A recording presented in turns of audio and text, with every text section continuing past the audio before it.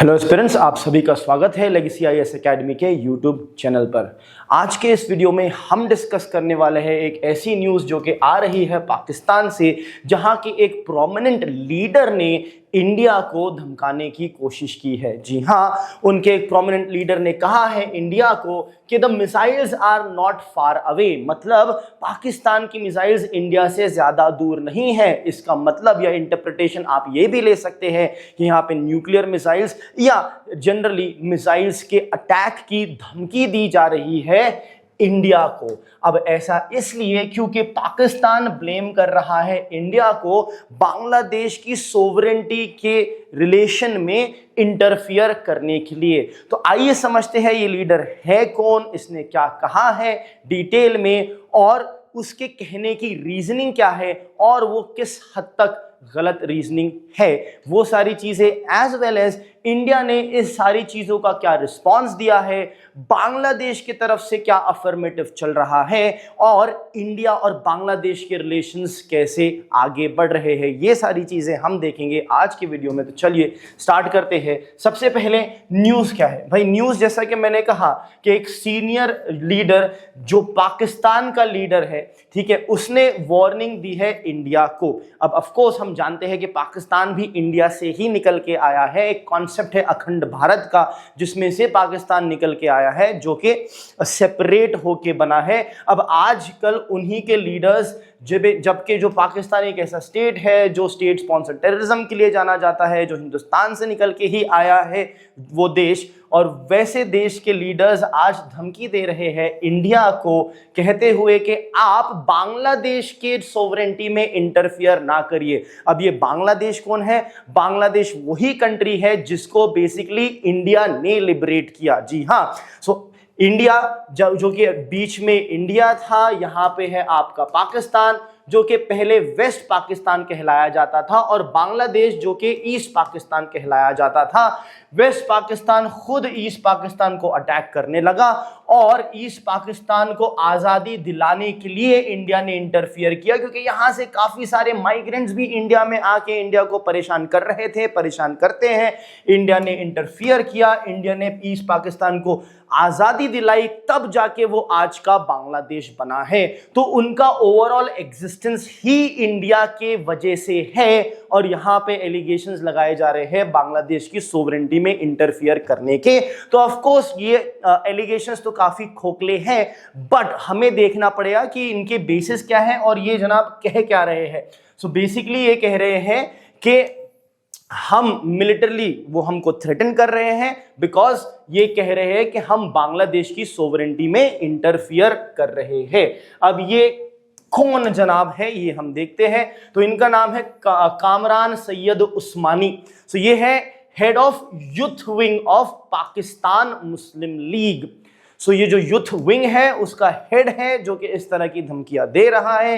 ये पार्टी जो है it is led by Shahbaz Sharif, जो कि प्रेजेंट पाकिस्तान के प्राइम मिनिस्टर है। तो ये छोटी बात नहीं है कि वही पार्टी के यूथ लीडर जो है ऐसी स्टेटमेंट्स दे रहे हैं, क्योंकि पार्टी के यूथ लीडर्स वगैरह भी जो है पार्टी के कंट्रोल में रहते हैं, तो उनकी सहमति के बिना ऐसी स्टेटमेंट्स नहीं दी जाती, और अगर दी गई भी है तो उस पार्टी ने फिर इस स्टेटमेंट्स को खुद रिटेलिएट करना चाहिए, जो कि अभी तक नहीं हुआ है। तो हम तो यही समझेंगे कि पार्टी, प्राइम मिनिस्टर और ये जो पाकिस्तान की रूलिंग पार्टी है, ये सारे इस स्टेटमेंट के सॉर्ट ऑफ फेवर में है। अब अगर हम डिटेल में देखें कि ये स्टेटमेंट क्या है, तो ये एग्जैक्टली इन्होंने कहा था कि if India attacks Bangladesh autonomy, मतलब अगर हम बांग्लादेश की सोवरेंटी पे इंटरफियर करते हैं, तो याद रखना ही सेइंग कि याद रखना कि जो पाकिस्तान के लोग हैं, पाकिस्तान की जो आर्मी है और उनकी जो मिसाइल है वो हिंदुस्तान से ज्यादा दूर नहीं है। मतलब आदमी, आर्म्ड फोर्सेस, मिसाइल, ये कुछ भी दूर नहीं है। मतलब एक खुला या खुली चेतावनी या धमकी यहाँ पे हम इसे कह सकते हैं। अब एलिगेशंस क्या लगाए जा रहे हैं हिंदुस्तान पे या भारत पे, वो देखते हैं। इंडिया को अक्यूज किया जा रहा है ऑफ अंडरमाइनिंग बांग्लादेश ऑटोनॉमी, मतलब बांग्लादेश का जो खुद का राइट है, खुद के डिसीजन खुद से लेने का, उसमें हम इंटरफियर कर रहे हैं, is what he is saying. Next, हम इंडिया, वो कह रहा है कि इंडिया जो है वाटर शेयरिंग का प्रेशर यूज करके, क्योंकि ब्रह्मपुत्र रिवर जो है इंडिया में से होते हुए बांग्लादेश में जाता है, ठीक है, तो यहाँ पे वाटर शेयरिंग का जो कंट्रोल है इंडिया के ऊपर रहता है। तो यहाँ पे ये कहा जा रहा है कि हम पानी नहीं देने की धमकी देके बांग्लादेश से अपने हिसाब से काम करा रहे हैं, जो कि अगेन सरासर गलत है। हम वो देश है जिसने 1956 की इंडस वाटर ट्रीटी, जिसके तहत हमको काफी सारा पानी मिलना था, वो भी ना लेते हुए हमने पाकिस्तान को देते गए। इस तरीके के देश पे अब ये एलिगेशन वो देश लगा रहा है जिसको हमने पानी देते रहा, हमारे हिस्से का भी। आगे बढ़ते हैं। अब यहाँ पे बांग्लादेश का पॉलिटिकल सिग्नल या फिर पॉलिटिकल इंक्लिनेशन क्या है, वो भी अब इंडिया के फेवर में ज्यादा नहीं है। बांग्लादेश और इंडिया की रिलेशनशिप काफी अच्छी थी जब शेख हसीना प्राइम मिनिस्टर थी, बट ऑफ कोर्स अब वो नहीं है। तो अब जो है चीफ एडवाइजर मोहम्मद यूनुस जो है, जिन्होंने कई बार भारत को धमकी दी है, वो एक ऐसे लीडर है जो कि पाकिस्तान के साथ ज्यादा इंक्लाइंड है, पाकिस्तान के साथ फोकस करना चाहते हैं ट्रेड वगैरह पे, और इंडिया को थ्रेटन पहले भी कर चुके हैं और अभी भी रिलेशनशिप में खास कोई इंप्रूवमेंट हुआ नहीं है। इसी तरह से बांग्लादेश की तरफ से भी एक थ्रेटनिंग रिथॉरिक आ रहा है। यहाँ पे आप जो देख रहे हैं, अब ये बांग्लादेश के एक यूथ लीडर है। सो यूथ लीडर मतलब यहाँ के जो स्टूडेंट यूनियन से निकल के यूथ लीडर्स आते हैं, काफी यंग, 20, 22, 25 साल के, ज्यादा कुछ पॉलिटिकल करियर होता भी नहीं है, and they have to make their political career, उन्हें बनाना होता है। तो क्या कर सकते हैं वो? सबसे पहले आप अटैक करिए ऐसे नेशन पे जिसको अटैक करने के बाद आप न्यूज में आ जाओगे, तो हो सकता है आपको थोड़ा बहुत पॉलिटिकल माइलेज मिल जाए अपनी कंट्री में, जिसका पॉलिटिक्स ही थ्राइव करता है इंडिया के अगेंस्ट बात करने के ऊपर। तो यहाँ पे इन्होंने भी, हसनत अब्दुल्ला जो लीडर है नेशनल सिटीजन पार्टी के, इन्होंने भी इंडिया को वार्न कर दिया है for sheltering forces destabilising Bangladesh. वो कह रहे हैं कि भारत पनाह दे रहा है डिस्टेबलाइजिंग फोर्सेस को जो बांग्लादेश के अगेंस्ट बात करते हैं या काम करते हैं। भाई साहब, मिलियंस ऑफ बांग्लादेशीज इंडिया के अंदर अवैध तरीके से घुसे हुए माइग्रेंट्स है, गरीब है, पुअर है, जिनके पास ना कोई काम धंधा कुछ नहीं है बांग्लादेश में। ऐसे लोग काफी सारे हिंदुस्तान में बसे हुए, आप पहले उनको वापस ले लीजिए, हो सकता है उनमें से ही कोई ऐसे लोग हैं जो आप कह रहे हो। तो ये अगेन सरासर एक अनकॉल्ड फॉर एलिगेशन इंडिया पे लगाया गया है। इनफैक्ट उसने थ्रेटन किया है कि रेसिप्रोकल सपोर्ट वो देंगे सेपरेटिस्ट को इंडिया के नॉर्थ ईस्टर्न स्टेट्स में, कि नॉर्थ ईस्टर्न स्टेट्स में वो सेपरेटिस्ट टेंडेंसीज को बढ़ा देंगे, ऐसा कहा जा रहा है इस यूथ लीडर के द्वारा। और याद रखिएगा, ये यूथ लीडर ये बात कर रहा होगा अपने एसी रूम में बैठ के, ना कि ग्राउंड पे एक्चुअली में बांग्लादेश की हालत को इंप्रूव करने के बजाय वो बात कर रहे हैं ये सारी एलिगेशंस की, rather than improving their own countries situation. आगे बढ़ते हैं, देखते हैं इंडिया का यहाँ पे रिस्पॉन्स क्या आया है।